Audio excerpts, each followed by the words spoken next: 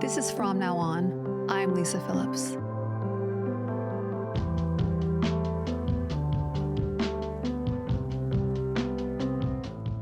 Just a heads up, this episode contains discussions of healing after trauma.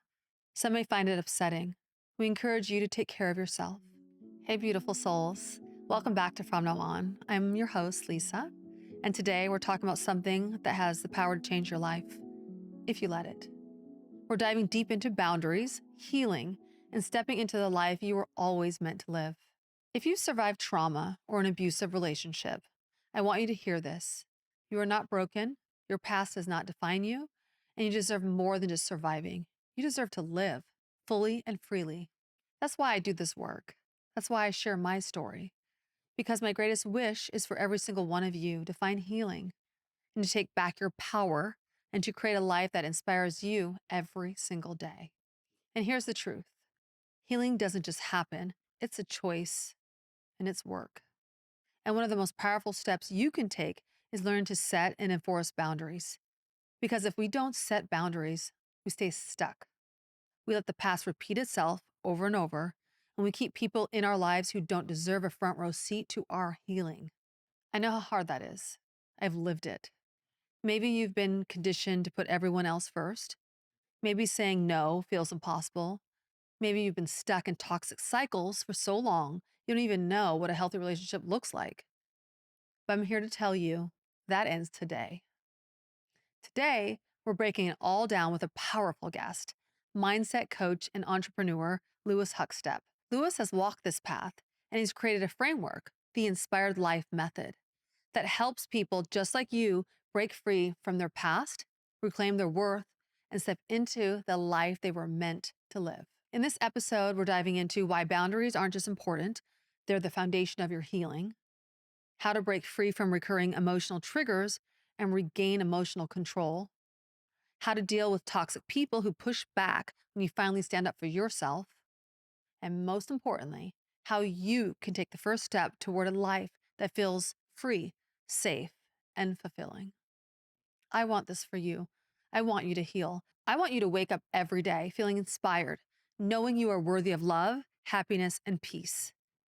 And this isn't just about surviving, it's about living. So take a deep breath, grab your journal, and get ready. Because today we're stepping into the life you were always meant to live. Let's get into it. Today's guest is a purpose and transformation coach and author of the Inspired Life Method, a speaker and a podcast host of the Lewis Huckstep Experience.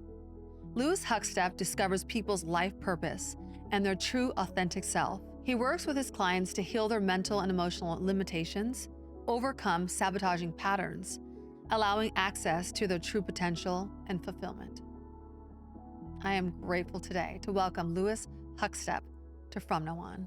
So welcome, Lewis. Thank you for having me.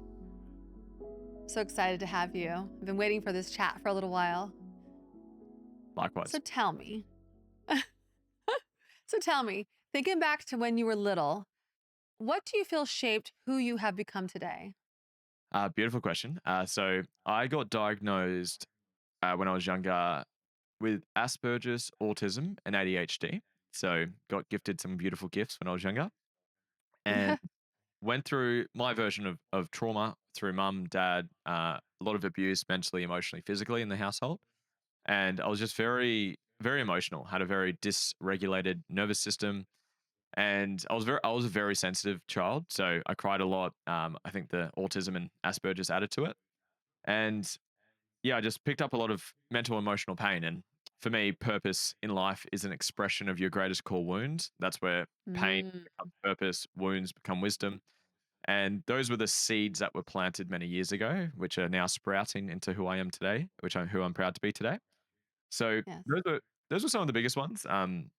I struggled making friends and connecting with people. I look at the world differently. I don't understand. I'm a slow learner, so I generally ask a lot of questions. And yeah, those were some of the bigger pieces, and that resulted in me being like an overachiever, overcompensated, Mm-hmm. had a closed off heart, Mm-hmm. relationships, really triggered. And yeah, when I got into the self growth world 10 years ago, that's when like Pandora's box was opened and started the healing journey. And yeah, been helping a lot of people since then. Mm-hmm. Wow. So you said purpose comes from your deepest wound. Correct. Wow. That really, really hits me hard because that makes perfect sense for me. If you're open to Hmm. it, I can ask you some questions to help find yours. Okay. Okay. So that's part of what you do as a purpose and transformation coach. Yep. Yep. So it's Okay. find purpose is your it's an expression of your greatest core wound, and it's your greatest gift to give back to others. It gives you inspiration, it gives you direction, it gives you meaning, and it's what fulfills you the most. For mine, my purpose is Mhm. to heal and raise consciousness, and that comes from my Mhm. hurt and my lack of awareness on who I am and questioning the world and not understanding people and Mhm. understanding life. So when I heal people and raise their levels of awareness, I have tears coming down my face. My heart is open Oh, and I'm wow. just Mhm. full of love. I just ran my first 3-day event on the weekend, and on day 2, we do, like, the transformation stuff. We do my balancing process, we heal a wound together, and the entire room had their hearts open at some point during the process, and it was I would go from one person, help them have the breakthrough, have the healing moment, and I'd have tears down my face, and I would move on to the next one, do it again. It's pretty much like 5 hours of just, like, Mm. healing, and it's like, it doesn't get any better than that. You can't pay for that feeling. So, yeah, when you know your purpose and you get to live it, be an embodiment of it, and give it back to others, life's pretty good, Mhm. That would be so good for me. I would love to do that. if you're open to it. So growing up with my family, I never felt seen or heard, Perfect. or that I never felt that love. So I feel like I overcompensate for that. And Yep, maybe that's why, I found my purpose today is because I like to listen to others and, yep. make them feel seen, make them And feel loved. yep, Right. yep, So, yeah. And I'm also very emotional too. I wasn't emotional for first 20 years of my life. I didn't cry at all. But now that I feel like I'm living in that purpose, I cry all the time now. yeah, And it's so healing to me. yep, yep. It's tears of inspiration. There's obviously, like, Mm, you can have painful tears where it's like you're going through pain, but when right. you'll get a tear of inspiration or tears of inspiration when you are living or perceiving your purpose. So when you have Mhm. those moments where, for you, when someone, just based on what you just told me just then, when someone comes up to you and just says, "You've changed my life, and you've just made I feel so seen around you. I feel so heard around you. I Mhm. feel so loved around you. I feel so safe around you." You probably feel inspired by that. You're like, "Oh my god, thank you." And Mhm. your heart feels open. You're like, "This is amazing." And then Oh if you yeah, can, that to me, if someone says to me, "I'm proud of you," all of a sudden I feel really emotional inside because I never heard that growing up. yeah, perfect. I mean, for so long, most of my life, I didn't hear like, "I'm really proud of you." And Yeah, I was always like searching for that validation, try to do better like you, better and better, and achieve this and achieve that. yeah, Look at me, I'm so great. Can't you see me? yeah. And then never getting that validation met. We Yeah. become who we needed when we're at our lowest. Yes. So how did you get into coaching? Uh, the seeds were planted many years ago, but how did I find my way here in this real life of ours? I started off with sports, so I was a semi-professional athlete, rugby league in my country. Nice. So I played that for many years. I was professionally contracted when I was 12 years old up until 18 years old. And I Nice. had my life's vision back then was to be a personal trainer, or outside of football, was to be a personal trainer and a high school teacher. That was my vision back then. Okay. And I started the journey. I repeated year 12, which is our final year, senior year over here, to get into university to become a teacher. And life took me down the path it took me down, and it got me into the fitness industry. So I started in the fitness industry because I wanted to start getting prepared to be the personal trainer. The short version of the story, I went down, I worked for free for 2.5 years. So I found this place, said, "Hey, can I have some work experience?" Went down, that turned into 2 years of work, 2.5 years of working for free. And I just got a huge business education. I did network marketing through the business too. So that was my first taste of business. Did really well in business. I was doing six figures when I was 19. I was one of the youngest. I was the youngest certain tier in the company, in the country at that time. And then that transitioned into owning gyms. I was similar to you, the high achiever. I'm going to prove my worth to the world by Yes, I can overachieving. see. So that was me for a long time. So that Mhm. turned into me being, I owned 3 gyms by the age of 22, and Oh with a my team of goodness. team of 15 doing, over $1 million in revenue. But it was all, Wow. like, out of insecurity. I'll be happy when, Mhm. I'll be happy when, I'll be happy when, and Mhm. just trying to prove my worth to the world, mainly dad. Daddy's my main winner wounder. So, Yes. Mhm. so that was me for a long time. I hit a breaking point. I share that story in my book, and I gave one of my gyms away. I just hit like I remember I shared the phone call where I had this phone call. I hit rock bottom. All the gyms were on like it was very shaky, stressful, anxious time, and I gave one of the gyms away. I went through COVID with two gyms. That was fun. Very chaotic time. That Mm, COVID period. But this whole time I was doing self development. I was doing Tony Robbins, I was doing Kern Ray, I was doing Jack DeLosa, I was doing Joe Dispenza, Demartini, and mm, all these things. I love reading, love healing, love transformation. So I was always enjoying that, and I was always pulled towards it because your purpose and your values intrinsically pull you towards them. So I was always pulled towards like mhm, mindset, healing, trauma, purpose, all these things. I remember I'd have clients who literally come down to the gym. There was one that stood out to me. She came down for like a goal setting session to like do like protein and calories and training and exercise because I was in the fitness industry. And she ended up like unpacking like all of this like trauma she'd gone through, and mm, I'd help her process through that. And so I was just always inspired to do that stuff because it's my purpose and it's what I love doing. And I got to a point I sold the second gym. So I had three, gave one away, sold the second one, and then I hired myself out of the third one. So I had one gym making me $2,000 to $3,000 of profit a week for an hour's worth of work. So I had a lot of time and space to really just dig deep on what do I want to do with my life? Where do I want to go?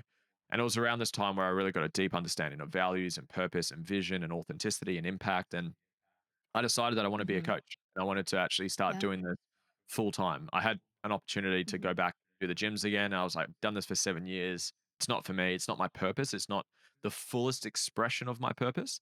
So I want to go down mhm, this path. And that was about 4 years ago now. And now I wrote a book last year. I've been coaching people for I do the online, I do one-on-one clients. I literally just finished a one-on-one client like 2 seconds before this podcast started.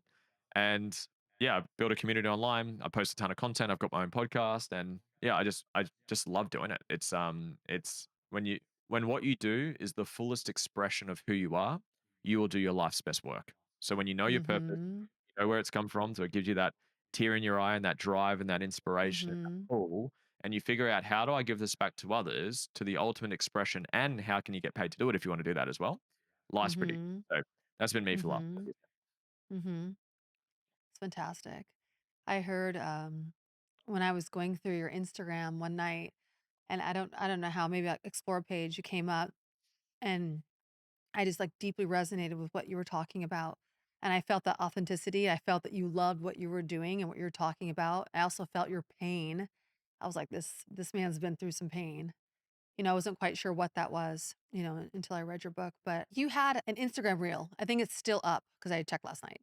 One of the first or second reels that you have up, you have an exercise where you go through like naming, how your mother makes you feel or how your father makes you Yep. feel. That was the exercise that kind of broke me. It made me cry, Yeah. because it was the first time that I was like, this makes so much sense to me. Yeah. Because my healing journey has been like this. And I don't always find people that I resonate with. Even some world renowned therapists. A lot of times I just resonate with someone who's been through the pain, which is why I built this podcast, is because I have gone through the pain. So I feel like I can recognize that pain and someone can recognize it and Yeah. we can have a deeper conversation, Yeah. than just like the clinical stuff. So would you encourage people who have been through traumatic events or abusive relationships to do this type of coaching alongside therapy? Look, short answer is yes. The quote Mhm. that I'll insert here is there's no ultimate martial art, only the ultimate martial artist who knows every martial art and knows when to pull from the right one at the right time to get the right result. And that was Bruce Lee. And what that means here, Mhm. there's no ultimate way to heal. There's many ways to heal. There's heaps of modalities. There's 5 different bodies to heal. There's the mental body, the emotional body, the physical body, which is somatics, Mhm. the energetic body, and the spiritual body. Now, I don't like to put others down. Like it's not like this tool is better than this tool. This type of Right. healing is Yeah. better than this type of healing. They all have their time and place. The challenge Mhm. that I've personally experienced just from myself and from thousands of clients that have come to me for this exact reason, if the type of healing you're doing or therapy that you're doing doesn't close the loop on the wound or the trauma or the whatever it is that's playing out, then you never actually heal and you kick the can down the road for years, if not decades. And I've had clients Mhm. actually shared that testimonial to you on Instagram. a client of mine, she had a big T trauma. She was sexually abused from her dad for 5 years, Mhm. and she'd Mhm. done talk therapy or traditional therapy for 30 years and never Right. actually healed it, as in healed the wound from it. Where she did my Mhm. process, which is my balancing process, which it uses about 6 techniques in the one. She got it healed in one session. So she got to the point where, I've got the video of it and the written version of it. Mhm. I She remember it. said Mhm. yeah, she said, I never thought," I'm paraphrasing it, but she says, uh, "I never thought I'd get to the point where I say I love my dad and I have gratitude for him. But after doing this process, after doing 30 years of therapy and never been able to get it, I finally have it right now after doing this process." Now, that's not because Mhm. I'm so amazing, which I certainly am, obviously, Mhm. but it's because I know how to close the loop. Uh-huh. I understand Right. trauma, I understand perceptions, I Right. understand it from the Mhm. tools that I've done. Like I've tried 20 different modalities. I've done traditional Mm. therapy, I've done sound healing, Reiki healing, DMartini, NLP, timeline therapy, meditations. I've done plant medicines. I forget them all off the top of my head. And I've done 9 certifications in different modalities. So actually, a side quest of my life is to become the ultimate martial artist. So I'm trying to, Wow. like, if you're holding a hammer, everything looks like a nail. So if you've done breath work, Mhm. and breath work is one of the tools I've done, it's like that works at the right time at the right place. But it's not the solution for everything. Plant medicine. I'm a big fan of plant medicines. I do ayahuascas, I've done heaps of ceremonial Oh, practices, wow. and I continue to do that, but it's not the Mhm. only tool. It's one of many tools. So it's Mhm. using the right tool at the right time to get the right result. I believe in becoming the ultimate martial artist where I use and incorporate many tools Yes. in the one tool. And Mhm. that's where I just had that 3-day event that I just referred to, and I was so beautiful. And I had at day two we do the it's transformation day. We do like 3 different processes on the one day, and then on the next day, day three, I get everyone to get up to the front and that just share how they feel now after the process. All of them are like, "I've done therapy for this long, and nothing's actually shifted me to the degree that what we had yesterday." Because I go to the depth Mhm. of it, I go to the root cause of it. The root cause is a perception. It's a moment in time where you created something was painful, wrong, too much. That exercise you're referring to from that video, what's the one thing you dislike most about mum? What's the one thing you dislike most about dad?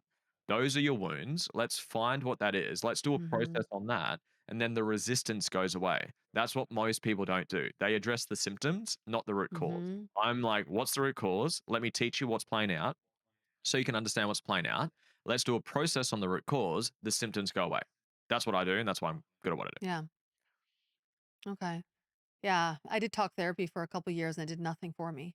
Yep. I would even just like hate going to my appointment because Yep. I would always leave and it just never did anything for me. It Yep. wasn't until I did EMDR Yep. Heard great after things. it literally was the first session or the Yep. first or second session I had total breakthroughs Yep. because I was finally talking about really the root problem. Yep. And I've only closed that whole loop after maybe 6 months. Yep. I'm almost a year in now, Well but done. it took a long time to get there. Yes, you're right. So everyone's different. Everyone has different ways that things work for them for their healing process. Why do you think that most people struggle finding their life purpose?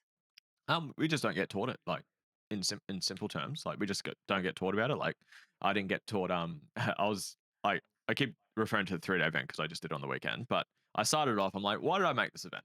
And it's like, I made it for me. So, uh, when I came to this as world Lisa, I didn't get told or shown, like, a user's manual to life. Like, I didn't get Mhm. shown, "Hey, this is who you are. This is what your purpose is. This is how you can give it back to others. Here's how you Yeah. can address your stuff." It's like I didn't get shown that. And for Mhm. me, like with just my life and my work and where I've gone, like it that's what I went out and sought those answers. So for me, we just go get shown it. We get thrown into the education system where it's very much like copy and paste and cookie cutter stuff, which doesn't work for Mhm. everyone because it's like if you judge a Mhm. fish on its ability to climb a tree, they're gonna think they're stupid. So it's like not being shown it is the short answer to it. Once people see it, once they know it, they go through the process and like, holy shit, Mhm. then it's like, go do it. Like, I'm not here to motivate people. I'm here to inspire Yeah. people, help people set sail on Yeah. their own journey. That's what I'm here Yeah, to do. because everybody has it in them. It may just be lost or they forgot about it, but most people know from when they're pretty young what they want to do. Yeah, You know, our parents tell them, "Oh, you can't do that," or the schools or whatever it is, and they go on.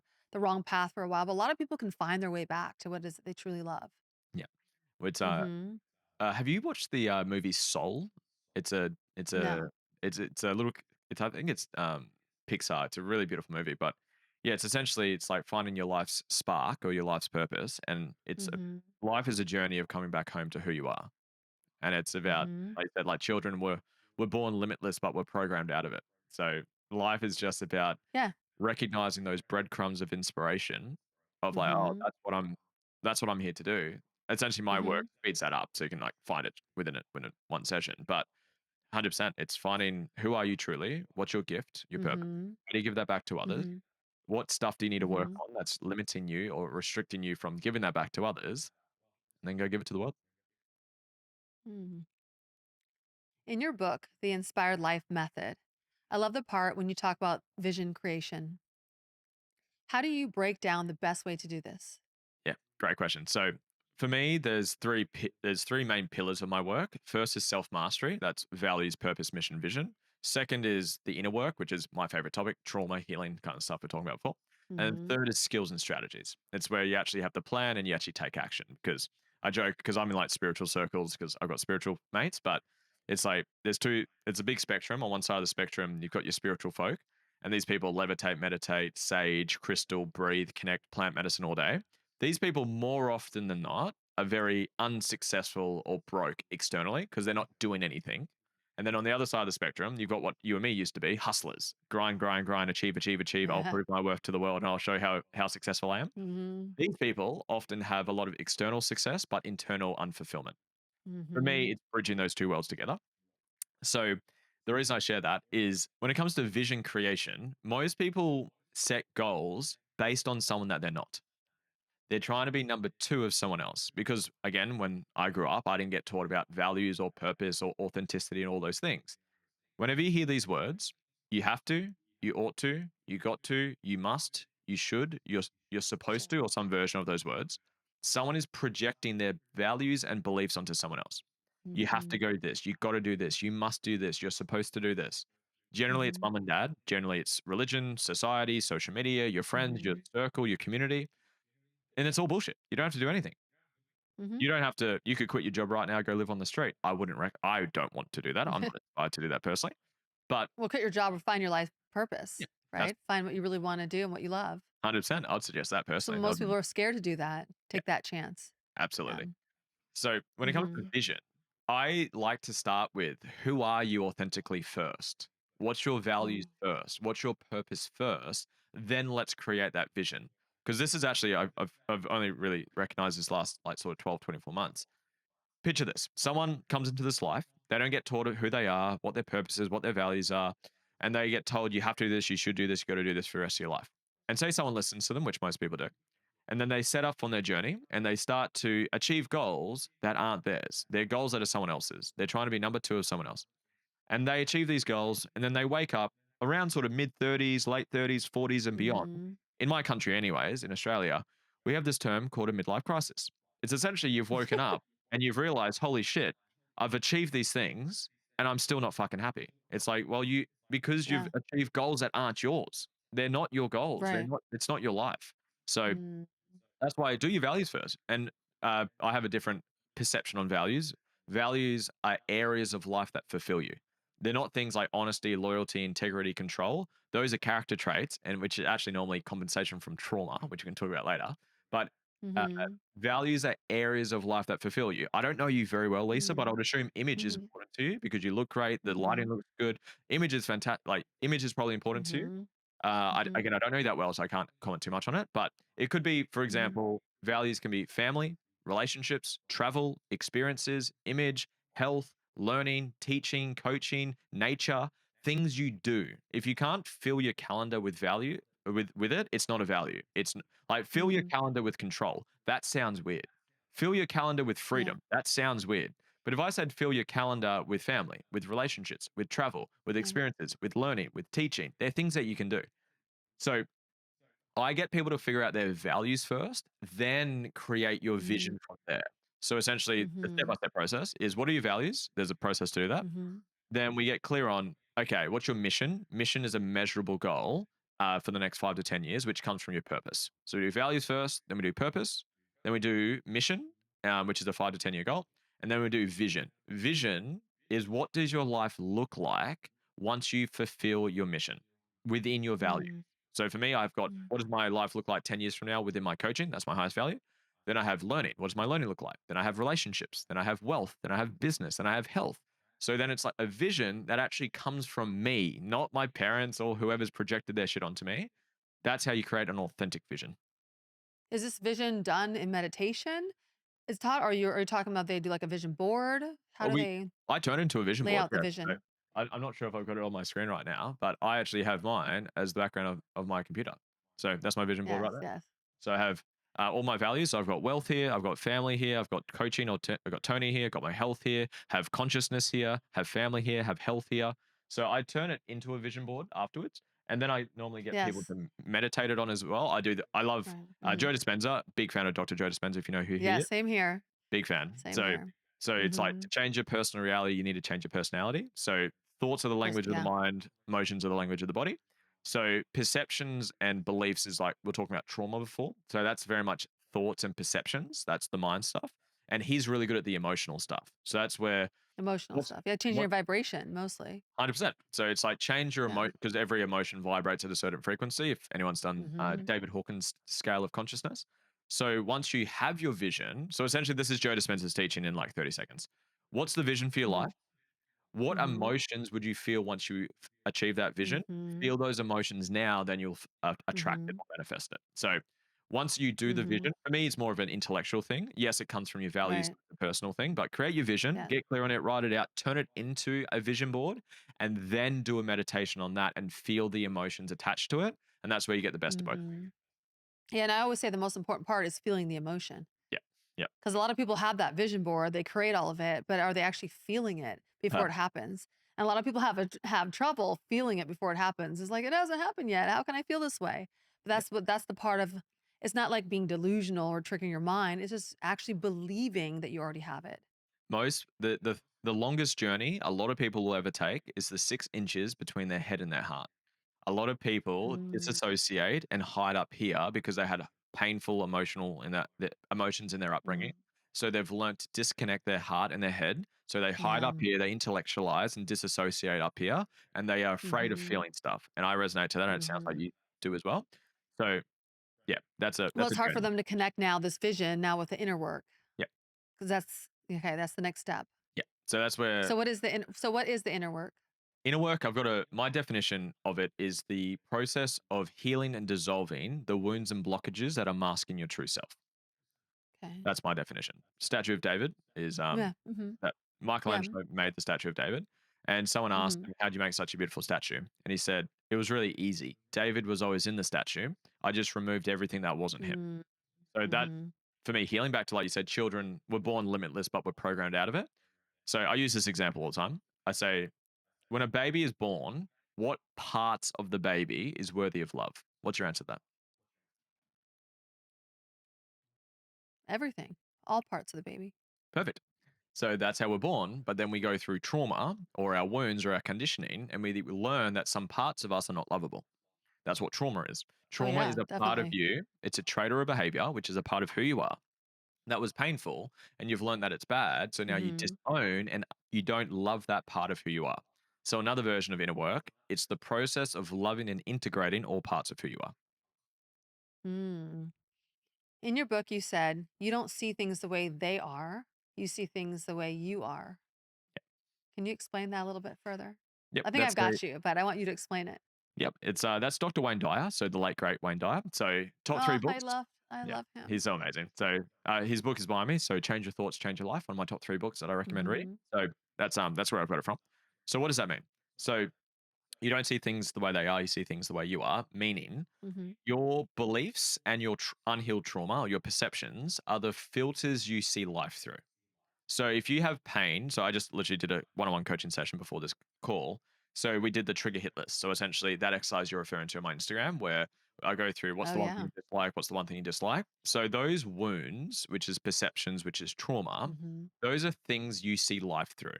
So let's say anger. mhm, One of her answers was anger. So she had anger from dad. So she had pain around anger from dad. That's a wound of hers. She now has a perception that anger is bad. So she lives life trying to avoid anger. So you go through life trying to run away from the things that were painful, but what you run away from, Mhm. you run into. Mm. So it's your Mhm. perceptions you're seeing life through. So whatever beliefs you have, I'm not enough, I'm not worthy, life is scary, all men are assholes, there's no good ones left. Whatever your beliefs you have, those are filters you see life through. But also your Mm. perceptions, which is quote trauma. Those are the things again you see life through. So Mm. once you recognize this and find, oh, okay, I have a belief that I'm not lovable. So I keep attracting things to reaffirm that I'm not lovable. Once Mhm. you recognize that Mhm. and find that and learn how to get rid of that belief, which is you just need the right process, which I have, you can remove that belief and then it's like programming a computer. If you have a computer, it has good programming on it, just like a baby born limitless. What if you download a virus? Mhm. Then the virus starts to malfunction, self sabotage, Mhm. trigger you. It's like the Mhm. computer's not a bad computer. You just got a virus on it. So we want to find those limitations, those beliefs that are limiting Yeah. you, identify your trauma, which is getting triggered, and you have coping mechanisms off the back end of them. Find what they are, heal and integrate that. And then you see life differently because you're not Mhm. overcompensating from it. You've changed the programming on the computer. Mm. So it's Mhm. like your perception is a projection.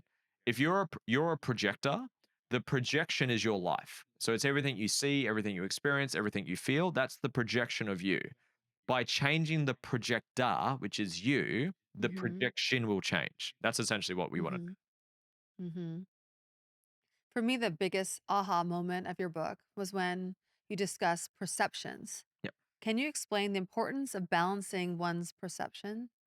Yeah, perfect. So essentially, for me, trauma, there's a couple of definitions of it. One of them is Dr. John Demartini. He says, anything you perceive outside of gratitude and love is a lopsided perception. So Mm. your perception is the way you interpret a person or an event. So I, the best thing to understand this, whatever you have resistance towards is revealing something you haven't integrated, balanced, or healed. So Mm. I'll use an example for the people listening. Do this for yourself. I'll do that exercise that we keep referring to. So think of whatever parent you dislike most, and whoever comes up for mind for the people listening, just think of that person. Now, in one word, what's the one thing that you dislike most about that parent? It will be a Mhm. character trait or a behavior of theirs. Would you like to do? Are you okay to do? Do you want to do this exercise, Lisa, as an example? Sure. Mhm. So, don't judge your answers. Which parent do you dislike the most? Mhm. Father. Beautiful. In one word, what's the one thing you dislike most about father? Dismissive. Beautiful. So we'll just use that. And you can repeat this for everyone listening. You can do this for anyone and anything. You can do it for partners, ex-partners, bosses, employees, co-workers, family. You can use it for anyone. Let's use yours. Dismissive. So you have a perception that dismissive is bad. So you Mhm. will have coping mechanisms off the back end of it. You will get triggered when someone is dismissive towards you. Mhm. And this is how the coping mechanisms play out. In your world, Lisa, what's the opposite of dismissive? Attentive. Beautiful. You try to be attentive to everyone. That's your Mhm. coping mechanism. I do. Oh, So yeah. dismissive is bad. I don't want to be bad. I'm going to be the opposite of it. I'll also Oh, get triggered boy. by it when someone does it to me. So when someone dismisses me, Mhm. I get triggered by it. So you try to run Yeah. away from dismissive and you run straight into it. You would have attracted partners that dismiss you. Oh, for sure. Well done. Mhm. So whatever Not unhealed. anymore, but I used to, yes. Perfect. Because you're running away from it and you're running into it. Mhm. So, whatever trauma you haven't healed from, which is what a perception is, it's a perception towards Yes. a trait Mhm. or a behavior. Whatever Wow. ones you haven't balanced or healed yet, you're going to keep attracting them. That's why that Oh, for exercise, sure, and I did keep attracting over and over up until I've healed it over the last, perfect, 6 or 9 months, but yes, that was perfect. throughout my whole life. Perfect. And that's where you will attract people and circumstances to reveal where you haven't healed. So that's why Wow. until you heal your stuff, it's like that beach ball analogy. You push a beach ball underneath water, it pops up somewhere else. So until you heal your wounds, in this case around dismissed, you'll keep attracting it. and then it will keep triggering you, and then you keep running into it, and it's very frustrating until you turn the lights on and you actually start Mhm. actually becoming aware of this stuff and start healing it. Because this is the beautiful part: when you get triggered, it's actually revealing a wound of yours. With that awareness, you can heal it. Then once you healed it, you stop getting triggered by it. Mhm. So every time you get Yep. triggered, you've been gifted with awareness of where you get to heal. Imagine Yep. doing this in a conscious relationship. Me and my wife Mm. are at a level where we trigger each other still because we're humans and we're mirrors to each other. Mhm. But we've Yeah. got enough awareness where we can say, what was the trait? What did I just do that triggered you? Oh, I dismissed you. I rejected you. I ignored you. I lied to you. I controlled you. I manipulated you, whatever the trait is. Then we can start to Mm. personally start to process that so it doesn't get triggered moving forward. And Mm. that's self growth on steroids. That is how you grow so quickly. I've grown more in my marriage more than anything else because we both Mhm. have the awareness now of reflecting each other's shit or trauma or Yeah. wounds back to each other, and that's the Yeah. benefit of a conscious relationship. Oh, that's fantastic. I Thank you. hope to have that one day. You will. Yeah, figuring that out when I watched that video and I did that exercise and figuring that out was I literally took it to my EMDR therapist the next time I went in Yep. and was like, "You won't believe it," because it was just like this aha moment for me. It made so much sense of what I was doing with the same cycle, Yep. um, until I was able to heal that. When I was binge watching the content that night, when I was blown away by this particular video, how I healed my trauma step by step that you were talking about. This is the video I felt like my audience would really benefit to learn from. Yep. So I have a few questions Go for it. that I think would really help them. So, in your journey of healing, what was the turning point that made you realize you needed to confront your trauma rather than suppress it? Yep. I think that there's many moments of like people like, what's the one moment that changed your life? There's many of them. The one that stood out to me was the story I shared at the start of the book, where I got that phone call of the I tried to sell the business, and we're like on like really shaky, unstable foundations with my business, and Mhm. that we tried to sell it, took it 12 months, found a buyer, got the buyer, the guy signed it, bought it, but then pulled out of the deal like with the 1 day left in the cooling off period. That was like the breaking point. That was like I broke onto the ground in tears. I was like super anxious, Oh, overwhelmed, stressed, didn't yeah. know what to do, negative depressive thoughts, and I was in a really bad state. So that was um that was ground zero. That was the breaking point for me. Mhm. I was already doing self growth, but it just really initiated me into, okay, Mhm.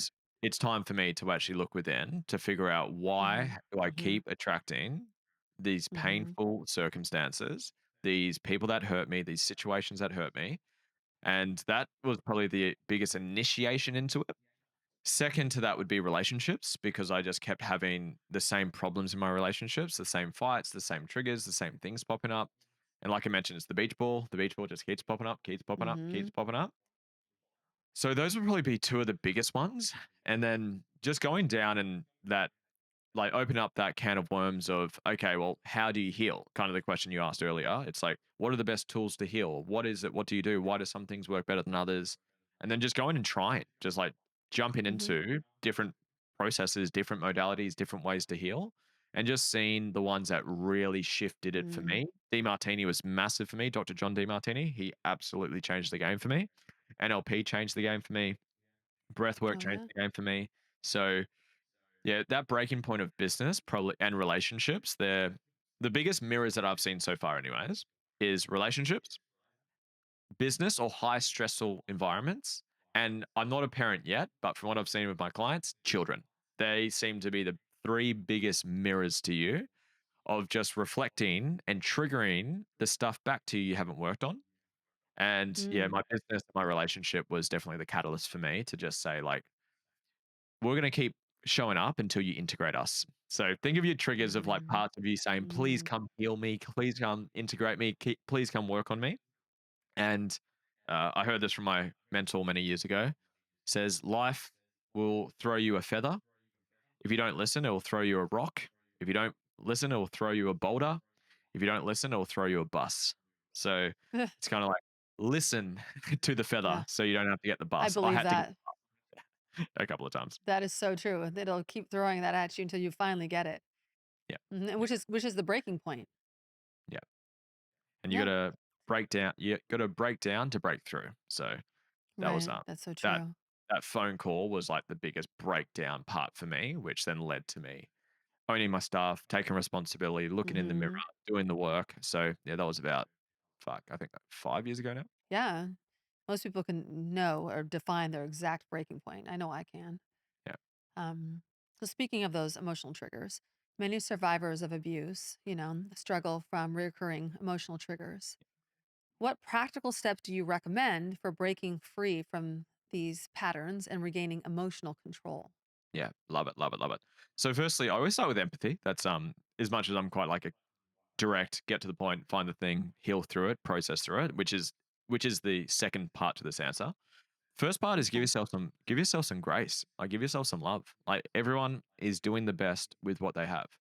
Because a lot of Mm-hmm. people judge themselves like, oh my God, I just keep getting Mm-hmm. emotional. I keep getting triggered. There's something wrong with me. I'm broken. And they just like judge themselves and they beat themselves up more. So first things first, like give yourself some grace, give yourself some love and some space to feel whatever comes up. All feelings want to be felt. So let the feeling come through you and then feel it. But then all Mm-hmm. feelings are feedback. So then we find, okay, Mm-hmm. what's the root cause to these emotions? What's the root cause to these triggers? Find the trait or behavior. So that's what we were talking about before. So find the trait. It might be abuse, it might be rejection, it might be abandonment, it might be control, manipulation, suppression. What's the trait that's triggering that emotion in you? Do a process on it. That's my balancing process in my world, anyways. Do a process on that. Then that Mm-hmm. same trigger and emotion won't be there anymore. Then the next one Mm-hmm. pops up, and then we address the next one. And that's the practical answer. Give yourself some grace. Give yourself some space. Let whatever feelings come up, feel them, get them out of you. Don't suppress them. Then, when you're ready for it, to have the courage to lean into finding the Mm-hmm. root cause of it, addressing it with the right process, then those emotions and those triggers will go away. Then the next one pops up and we Mm-hmm. keep healing. It was also finding the root cause, though. Yeah. Yeah. Yeah, you That have to find the root cause. I think for so long I thought I knew what the root cause was until I went through the therapy and realized it was something way farther back, you know? that is what you just said then is the hardest part. I just had my one-on-one client Mhm. this morning, and she asked the question, because I it's our second session. We've done values, purpose, mission, vision. Now we're doing inner work. So I'm like, okay. She's like, I just don't know how to find them. I said, that welcome to the work, my love. This is the hardest part. The hardest part is finding the root cause. The best way to find the root cause is wait till you get triggered. Do the exercise we were doing before. So essentially, parents and partners are really good mirrors to you. So you can use anyone, but Yeah. find where you have resistance. The resistance Mhm. the resistance you avoid in life is what's keeping you stuck. To the Oh, degree wow. you resist reality is the degree that you suffer. So wherever you have emotional resistance, underneath that resistance, there's a root cause to it. So start with Mhm. resistance. Who don't you like? Who do you fucking hate? Who do you Mhm. not want to hang out with? Who Mhm. triggers you? Where's that resistance? Look underneath Mhm. and find the trait or behavior that you don't like about that person. That's the root cause. Then do a Mhm. process on whatever that trait or behavior is, then that resistance will go away. Then the next one come up. But that's Mhm. the fastest Mhm. way to find it. Do that exercise we were doing before. Do mum, do dad, do partners. What's the one thing you dislike about them? Those answers are the root causes. Then to do any healing process, you need a mirror moment. You need a moment where someone did that trait. Mhm. So, for example, you said Mhm. dismissive, I think it was the word earlier. So, I would say go to a moment where dad dismissed you. Then you'd go to that moment and we'll do the balancing process on that moment. Then your resistance to dismissive would go away if it isn't already, because you said you've done Mhm. some work on it already. So Yeah, that's now it essentially the was. process. Yeah, but I found myself in a relationship with someone that I loved that would dismiss me over and over and over again, Yep. Yep. so it wasn't until I broke free from that and realized what I was attracting that I was able to, work through that and move on and not make those choices anymore. Yeah. Perfect. Perfect. Yeah, it's so interesting. It's so interesting how you have so many different ways you can heal, but a lot of times it's something so simple, which was looking at how do we start off the first 7 years of our life, mom and dad? Yeah. Yeah. right? The caregivers, Yeah. and what were those initial triggers from then Yeah. that's kind of stuck with us our whole lives. Yeah. Yeah. Yeah. Yeah. And again, everyone, you can't be held accountable to something you're not aware of. So just having Oh. the awareness of this is so empowering. It can be also frustrating then because I have this I call it the cosmic joke. It's like when you start to look within and do some Mhm. reflection, some healing, some self-development, maybe they've just started listening to this amazing podcast and Mhm. then they're like, okay, I'm now aware of all my triggers. But if you don't actually have the tool to integrate it, then you just start seeing your shit everywhere. And it can actually be quite frustrating. It's like when you open Yeah. Pandora's box comes up, Mhm. everything comes up, right? So it Yeah. takes Because courage you to want do it all to come up. Yeah, right? You want all the shit to come up, but eventually you wanna be able to trust again and love again. it. We wanna get over it. We want the full arc. Yeah. Yeah. Yeah. And that's a journey. It's a It journey is of a journey. just finding the parts of you that's reflected. People like, where do I find my stuff? Wait till you get triggered. You get triggered tomorrow. You get triggered today. You got triggered yesterday. Find the triggers. So my invitation for everyone right now. When did you get triggered last? Go to that exact Mhm. moment. In that exact moment when you got triggered, what was this person doing or who is this Mhm. person being that you don't like? It will be a one word Mhm. answer. It will be a character trait or a behavior. Once Mhm. you find that word, that's a wound of yours. Now, often it will be because of mum or dad. That's where it came from years ago. But find those words, then do a process on it. Then that same thing will stop triggering you and just repeat that Mhm. indefinitely. And every time you heal, you learn to love that part of yourself. You stop shaming yourself. You start Mhm. being more authentic. Everything gets better. Mhm. That wound shows up everywhere in all areas of your life. And Mhm. once you heal it, a rising tide raises all boats. So once you heal it, everything gets better. Mhm. Do you feel that's the only way that you can have full transformation and really know your authentic self is you have to heal these traumas? I haven't had that question. My answer is yes. What just came up. I'm just trying to sit with it, see if Yeah, I would think it would be yes. I'm thinking just yeah, from what I've gone through over the last year that I didn't step into my authentic self where I truly love myself and I can really show up as me in this world without healing that trauma. yeah. Or else My it was two, just a mask before. It was a it was a fake happy and everything's fine. yeah, And now it's like it's not fake anymore. This is like I'm really happy. yeah, But it was because I was able to heal that trauma. yeah, That I yeah, wasn't, it's been a long time that I've had that trauma. yeah. I love it. And everything you said, I think you and me have very similar beliefs, which is really cool. That's probably why I'm enjoying this Mhm. conversation so much. So, and I love your Mhm. vulnerability. I fucking love it. Very cool. So, my my Yeah. definition of like your authentic self, it's two definitions. Number one, it's knowing your Uh-huh. values and live into them, not being number two of someone else. So, not wearing the mask or the persona that you have to do this, you should do this, you got to do this. It's like here are my soul's values and my purpose, Mhm. and I'm living in alignment with it. And I'm not going to listen to other people's Mhm. projections of who I should be, who I have to be, who I got to be. That's one version of your authentic self. The second version is I alluded to it earlier. It's the process of loving and integrating all parts of who you are. So that's where the healing part Mhm. comes into it Yeah, because well, exactly. That's what I was saying. The all parts of who you are, like just yeah, embracing the shame or whatever it is that you're healing from, yeah, embracing it, owning it, like full 100% ownership of it. So you're able to let go of it. yeah. Yeah. Perfect. Everything Yeah. you and me have very, very aligned belief, which is beautiful. So yeah, Mhm. that's essentially to come back to your answer. Yep. It's Yeah. being yourself, being authentic, living to your Yes. values, not living to other people's projections, and the process Mhm. of identifying those parts of you that you don't love, which life will present that to you anyways. It will just trigger you. It will come up for you. Mhm. You'll find it. Then heal that part, which also is simultaneously loving that part of yourself, and then Mhm. learning to do that continuously. You become fully authentic, where you love and embody all parts of who you are. Yes, yes. And nothing feels better than being fully authentic, Yeah, yeah, right? 100%. I mean, you feel that way, right, Lewis? Yeah, yeah. Yeah. It's I've always got everyone has more work to do. Like, do I still have triggers? Yes, I'm a human. I still have Yeah. my wounds to work on, but like Right. I would say 90% of my day, like I'm pretty authentic. Like I get to be myself. Like I live to my values. Yeah.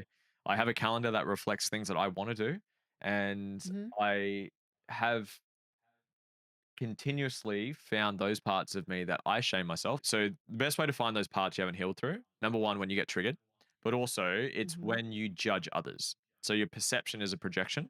So I use this example just came up, but it was from my client. So what you don't like about others is a part of you don't love about yourself. So Mhm. I walked into the gym. I train at like a community gym. It's actually my old gym that I sold to my best mate. So I walk in there, and there's people that you gravitate towards, and there's people that you just gravitate away from. That's resistance. Yeah. There's still resistance there. Mhm. And I Mhm. kept doing this, and I became aware of it. I'm like, oh, I keep walking away from this person. There's something about this person I don't like. So I held myself accountable. I said, what's the thing I don't like about this person? And the answer was awkward. Now, I judge myself a lot Mm. for being awkward. Anxiety, Mm. autism, Asperger's, weird, Mhm. stupid, shy. So the thing, even though he wasn't doing anything like bad, his energy, the reflection, the mirror of him was mirroring me back to me. Mm. So when you can be aware of, again, what don't you like in others? Like a bonus question for the guys listening: who's someone that you don't like? Whoever comes up, Mhm. perfect. In one word, what's the one thing you don't like about that person? There will be Mhm. a trait or a behavior which is a part of you haven't loved Oh yet. boy. So yeah, the mirror is real. Uh, If you ever hear life yes, the mirror, mirror it's is fucking real. real. Oh yeah. For those of us that have been hurt deeply, fear and mistrust can prevent them from forming new healthy Yeah. connections. What strategies helped you or would you recommend to open up trust again? Yeah, perfect. So lacking trust or fear is a trauma response.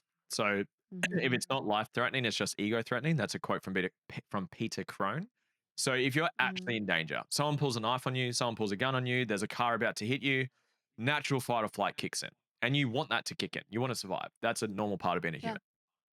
Outside of real fight or flight, where you're actually in danger, any fear or triggers or resistance is again revealing something within you haven't healed from. Past Mhm. hurt creates future fear. So again, you run away from the yellow bus and you run into it. So if you have past hurt, you're going to quote lack trust, which essentially meaning you don't want that same thing to happen again. So I Mm. sound like a bit of a broken record, so I'll try to explain it a little bit differently. But the short answer is to find out what is it that you're protecting yourself from by lacking trust. What are you fearful? Mhm. Like fear, what are you fearful of happening? It's not just because why not? Let's have some fear. It's you're fearful of something happening, betrayal, cheating, lying, manipulating, controlling. What's the thing that you're scared of happening by getting into a Oh. relationship? Then another good question. Mhm. Who are you scared to be seen as in a relationship? One word answer. Mm. Seen as ugly, stupid, Mm. imperfect. Whatever the thing is, it's another part of you that you haven't healed from. So lacking trust, Mhm. fear is a trauma response. It's a coping mechanism from past hurt. Find the hurt, find the wound, same conversation we've been having. Find what that is, process, integrate, learn to love that part of you, and then there's nothing Mhm. to protect yourself from. Now, don't get me wrong, I talk about Mm. boundaries versus triggers, so I just want to clarify that part. So when Right. you get activated, so I use this example all the time. So I'm in my office right now, my door is closed. A boundary I have for my wife is when my office door is closed, don't come in. I'm working, I'm having a Right. beautiful conversation, I'm doing my work. Say she Right. barges in here right now. If I turn to her and say, "Get the fuck out," and I snap at her, that's a trigger. Mm. That's me. Yeah. She just triggered me. However, she also overstepped a boundary. But Mhm. why couldn't I say, "Hey, my love, is everything okay? No, look, I'm busy right now. I'll be free in 30 minutes." Why couldn't I do that? Because the first time Mm. it was a trigger. So, because some people take what I'm saying quite extreme. They say, "Okay, well, does that mean that everything's my own fault? I should just work on my healing and just get treated like shit?" I didn't say get walked all over. I never said that. I believe in boundaries. No. I believe in having standards and expectations you hold people to. However, if you're Right. triggered by it, it's still a wound of yours. So Mhm. Sure. heal the wound, and then you won't be fearful of it, but you still have standards and expectations that you hold people to. You have Yeah, but you what about if you're with someone who's keeps pushing those boundaries over and over, knowing your triggers and wanting to keep doing them over and Well, over? for me, a boundary has consequences. So if someone, what you just said is not a boundary, it's a request. A boundary, you would have enforced Mhm. it. Now, you give some people some grace to like make a mistake and be a Right. human. Like I get that too. Like me and Yeah, my of wife still course. get triggered. We still have moments where we get triggered and we go into a trauma response. That's normal. So I always say relationships, give your partner 10% grace, 10% to be triggered, to have their shit come up. That's normal. But if they Okay. continuously, like, say, for example, my wife just started treating me like shit and disrespecting me, being mean to me, being all that stuff, I'd say, "Hey, babe, is everything okay? what's happened. You normally not like this. If that continued, a boundary is, babe, if you continue this, I'm leaving you. Oh, yeah. Okay. So most people's boundaries Yeah, aren't those boundaries. boundaries are so important. To be that strict with a boundary is so I'm learning that now. Yeah. You get You in life know, what you instead of being tolerate. in a relationship where you tell someone one thing and they do it over and over and over every day, and it's like, and then you don't ever leave. Yep. The self-worth part comes to it. That's where values and purpose come into it, Yes. where you being yourself. Like, this is triggering for some people to hear. If you're not willing Yeah, to for leave sure. your partner, you don't love yourself enough. Mhm. I love my wife Oh, and I want to be with yeah. my wife. I want to have family and kids with her. But if she changed today and became someone that wasn't aligned with me and treated me like absolute shit and overstepped my boundaries, Yeah. I'm okay leaving her. Would I be emotional? Of course I would. But I have Yeah, of course. Yeah. standards for myself. So, yes, heal your shit, but have boundaries and hold people to them. Right. I think that's the hardest part in relationships is having those boundaries and sticking to them because you love the person. You keep saying, oh, they're going to Yeah. change. Yep. And they keep doing it over and over. Yeah. But they know when you have a boundary and that you're slipping on that boundary, they know they can keep Yeah. pushing. Yeah. And that's a journey Yeah. for That's the people. scary part. And Mhm. underneath it's generally some hurt as well. Like, what do you, if you were to enforce a boundary, what are you scared of happening? Rejection, abandonment, Yeah, neglect. rejection. Yeah. Mhm. So, They'll leave you. yep, more Yes. wounds. Go heal those wounds. So how can trauma survivors, especially those from abusive relationships, overcome guilt and view boundary setting as self-respect? Beautiful. How do they? First of all, I would start with themselves and working to recognize themselves, know themselves, know their values, know their purpose, know their vision, know who they Mm. are, and love Mhm. themselves. Knowing their values and Yeah. live into it, and being authentic to who they are. Knowing what their boundaries are, coming up with a list of those, making sure they're fair and reasonable. Again, give 10% because Mhm. every human does every trait. Your partner is going to lie to you again. It's going to happen. It'll be a white lie, but there'll be lies there. So give them 10% grace, but get really clear on what are those standards and boundaries that you have for yourself because you get in life what you tolerate. Then enforce them. If you find yourself struggling to enforce them, I would assume there's some wounds underneath there that you're compensating for. And this is where I say fix the plane as you fly it. So, Yeah. flying the plane is being the best version of you right now. So, you set your boundaries, you be the best version of you Mhm. as you are right now listening to this podcast. But then you fix the plan. I don't like the word fix because it implies you're broken, but yeah, don't Right. necessarily use that word. But you fix the plane, meaning you work on yourself, you integrate your stuff, you heal your stuff, so then you can fly the plane better. So enforce set your boundaries with consequences. No consequences means it's not a boundary. So what are your boundaries? What are your consequences? Then if you then find yourself struggling to enforce them, to live to them, to actually hold people accountable to them, there's probably something underneath the surface that you haven't addressed yet. And that's where we want to Mm. find those answers. Like I was saying, what are you scared of happening? What are you fearful of happening? What are you scared to be seen as? Start to find those wounds of yours, heal them, and then when it's healed, you won't have the resistance. I'll use it. And Mhm. there was an example. I had one with a friend of mine recently. So we did a wound. It's funny. A hazard warning around being around me is we end up healing shit all the time. So we were literally in the kitchen, Mhm. and I'm making Mhm. I'm using the air fryer to make like chicken strips. So I've got like the air Yeah. fryer going. I'm making like chicken, and he's like my best mate, and he said, "Oh mate, I had a Uh-huh. trigger come up this week." I was like, "Perfect. What was it? Tell me what it was." Anger. Uh-huh. So I said, "Great. So let's find a moment of anger." And in this case, we used a childhood one. I said, "Which parent was angry to you?" Dad. So great. Find a moment of that. Found the moment. Started to do the balancing process. Started to heal it, integrate it, and it's so funny. I'm like talking to him. He's got tears coming Uh-huh. down his face. I go over to the chicken nuggets. I Aw. shake the nuggets. I Yeah. come back to him. It was really really funny, and just yeah, Mhm. funny visual, anyways. And anyways, he does that process. From that process, because he thought anger was bad, so he suppressed and Mm. disowned and was unloving to the angry part of who he was, he Mm. would think he wouldn't, but he tried to not to be angry in his life. So his business, he wasn't as firm in his business. He didn't hold his team accountable to the degree he could because he didn't want to be perceived as angry. He wasn't as masculine and penetrative with his partner in the bedroom because Mhm. angry is bad. Mhm. So once we healed Mhm. that wound of anger, he was okay embracing and being that part of him. So he's literally his business is the best it's ever been, and this is only about a month ago. So he's been more direct, more efficient, more brutal in business, which business has that part to it, and he's having more masculine, penetrative energy with his partner as well. So I think circling back to your question is if you're struggling to do your boundaries, there's probably a part of you you're scared to be seen as, or you're scared of Mhm. happening to you. I don't want to set my Mhm. boundaries because I might become across as mean. I don't want to set my Mhm. boundaries 'cause I don't want to reject my partner, or I don't want to get rejected. Mhm. There'll be something Mhm. underneath the surface of why you're not enforcing your boundaries. So Mhm. figure out what that is, address that, and then you'll be able to enforce them a lot better. Mhm. Do you find in your work that's something that you have to deal with a lot? What parts specifically? Of someone wanting to set boundaries and then someone overriding those boundaries over and Yep. over, and then the person not having that, like, self-worth or, Yep. feeling worthy of themselves to have that, Yeah. and 100%. Yep. Yeah. yeah. So, Yeah, I would yeah, think they're so. they're just I would trying to think that's figure the hardest part.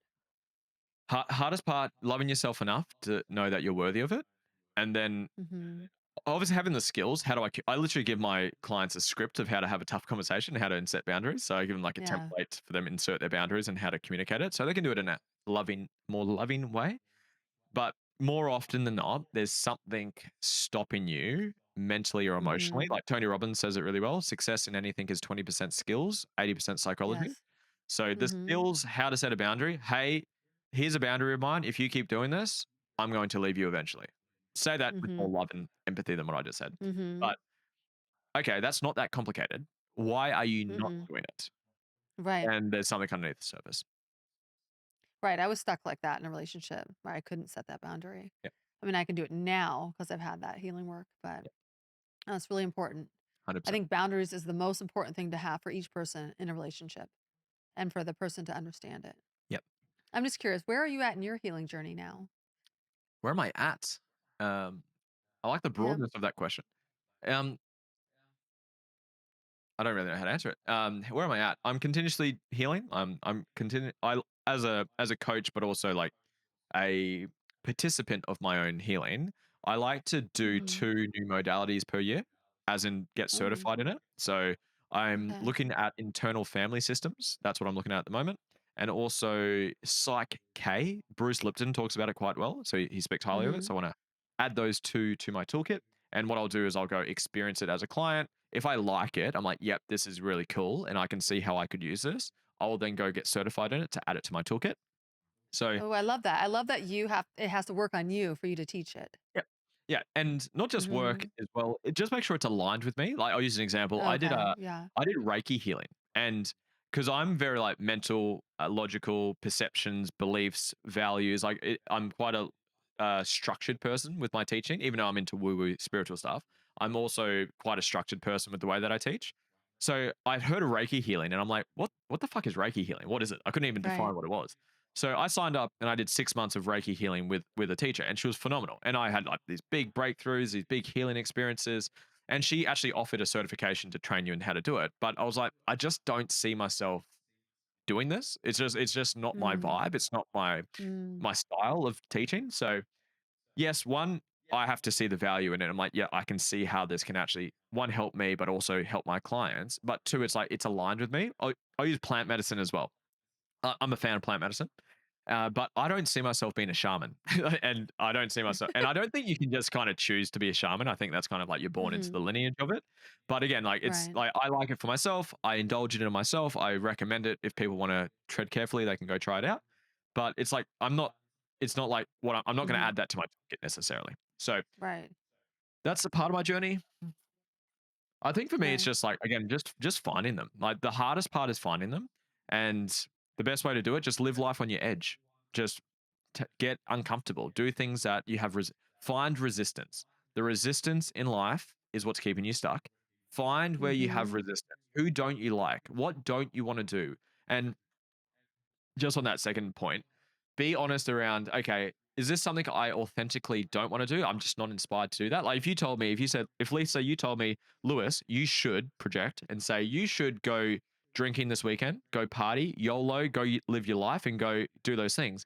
I don't want to do that. I'm like, I'm not Right. inspired to Mhm. do that.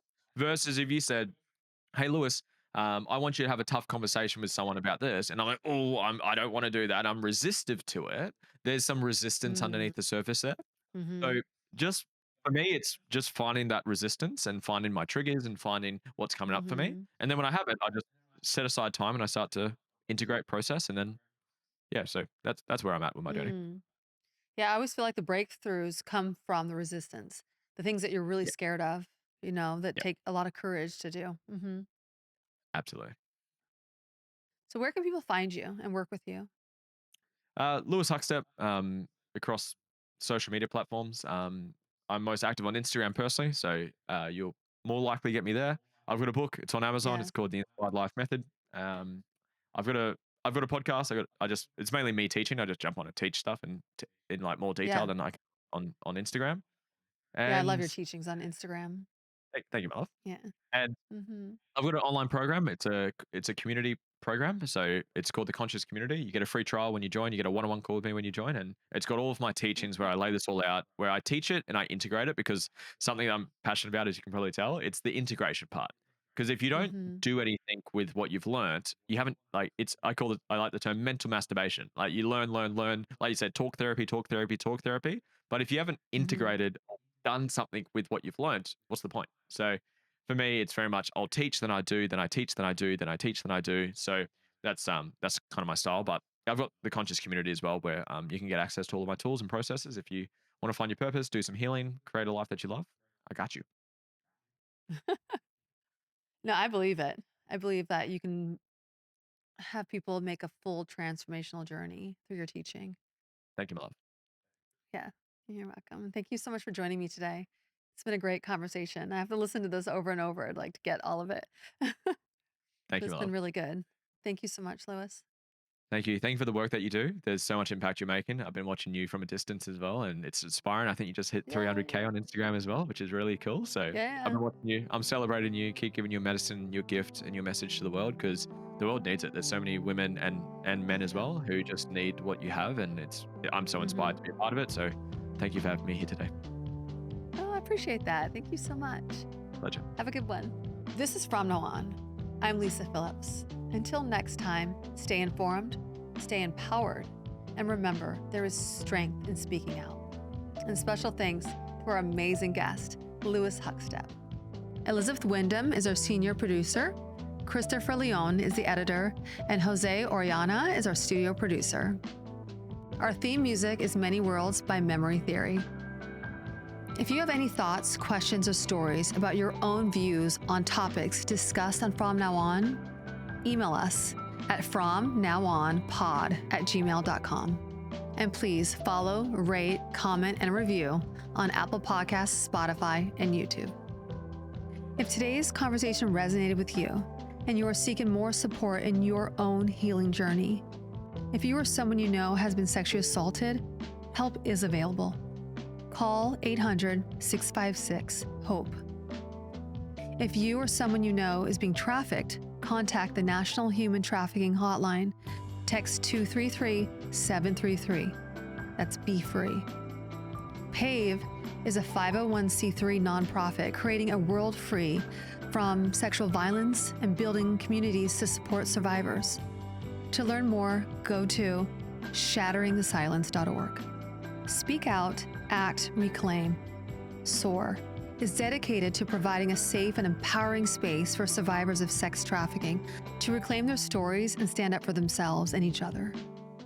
That's www.speakoutactreclaim.org.